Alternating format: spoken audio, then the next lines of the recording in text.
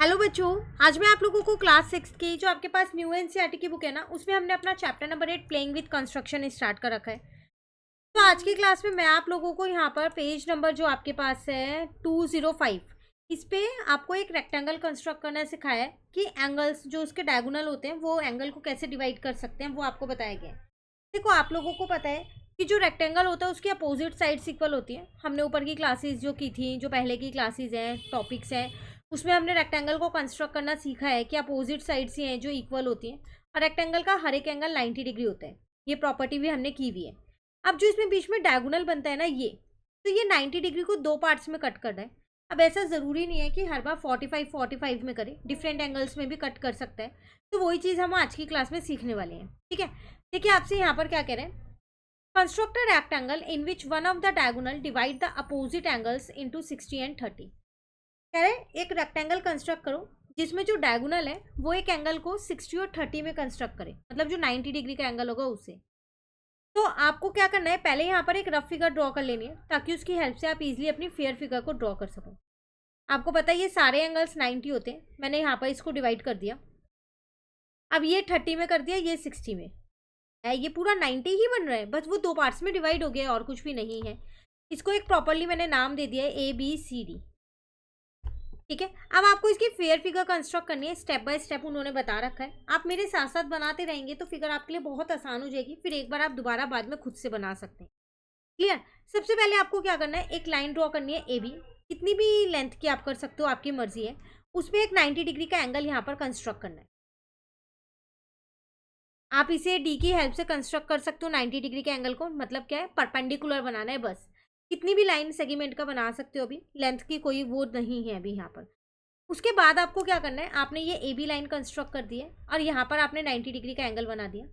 अब आपको A पे अपना प्रोटेक्टर मतलब D को रखना है और एक 60 डिग्री का एंगल बना देना है।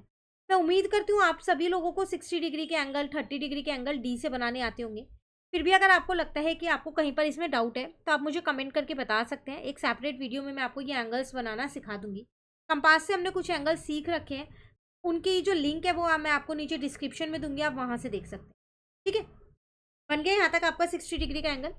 नेक्स्ट स्टेप में आपको यहाँ पर क्या करना है, आपको पता है कि आपने इतना यहाँ पर कंस्ट्रक्ट कर लिया है। मैं हर बार वो स्टेप रिपीट करूँ ताकि आपको कहीं पर दिक्कत ना हो। इतना आप ऑलरेडी कंस्ट्रक्ट कर चुके हो।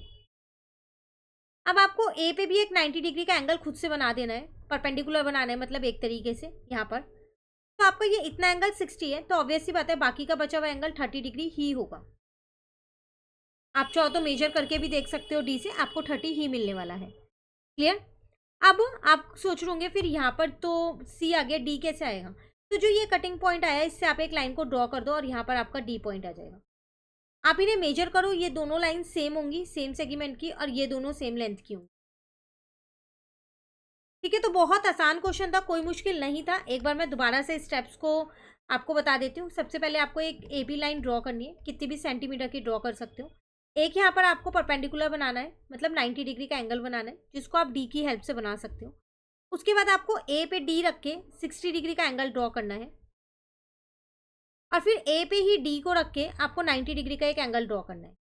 तो ये आपका यहाँ पर 30 डिग्री अपने आप ही आ जाएगा, आपको बनाने की दोबारा ज़रूरत नहीं है।